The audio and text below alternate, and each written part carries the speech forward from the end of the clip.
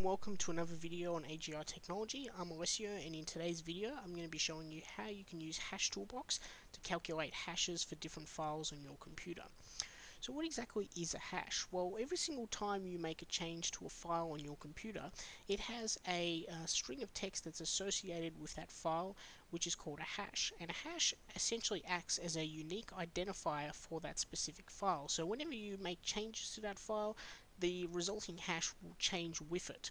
So why is this useful? So many times when you go to download a file, particularly a operating system, you'll be given a hash for that specific file that you're downloading, and oftentimes you'll be asked to verify the hash of that file before you go ahead and run it or install an operating system, for example.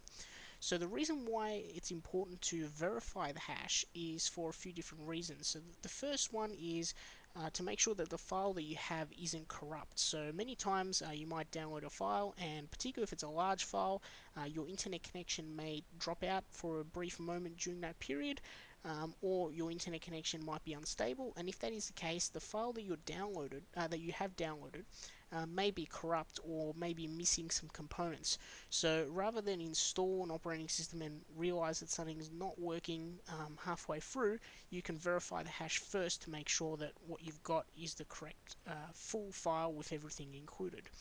And the second reason you want to make sure that you verify hashes is to make sure that the file that you have hasn't been modified or tampered with in any way. So this could be potential malware or adware or anything else like that that might be added into a file if you've downloaded it. So you want to make sure that what you're getting is the full file as intended by the uploader.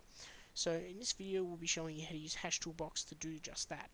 So for this example, I'm just going to show you a file that I've created on a desktop. So I've just got a test.txt file, and I'm just going to go ahead and open it, and you can see that it just says this is a simple file, nothing to see, move along. So to get started, you just need to open up a browser and go to agrtech.com.au/hashtoolbox, and I'll have a link for this in the description down below as well. So you just want to go ahead and click on the download button, and this will download a zip file. So you can open this up in whichever archiver you prefer, or if you're not sure, you can just use the built-in Windows one. So once you download it, just open it and it'll open up straight away. So once you've opened up that file, you'll have a file in there called hashtoolbox.exe. So you just want to extract that to your desktop. So you just click on it, drag it to wherever you want. It can be on a folder, it can be on the desktop or anywhere. Now this application is 100% portable, so you can copy this to a USB. It doesn't actually require any installation to be done. You can just use it as is, so you can run it from a USB, you can put it on Dropbox folder if you want and run it from there, and you can basically do it like that from multiple machines. So once you've gone ahead and extracted it somewhere, we're just going to go ahead and open it up and press on run. And you see this little command window here. You can minimize that for a second, and here is the main interface for Hashtoolbox. So from here you just want to click select file, and I'm just going to select this file here that we created, and you can see here that it will show you all the different hashes for the popular hashing algorithms that are out there. So we've got MD4, MD5, and all the SHA, or all the main SHA hashes. So I'm just going to go ahead and open up a notepad window here, and I'm just going to document one of these for demonstration. So from here, if you click inside one of these fields, you can just double click and it will highlight the whole hash, and you can just press Ctrl C on your keyboard and that will copy it for you. So I'm just going to go ahead and paste that in here, and that is the MD4 hash for this particular file.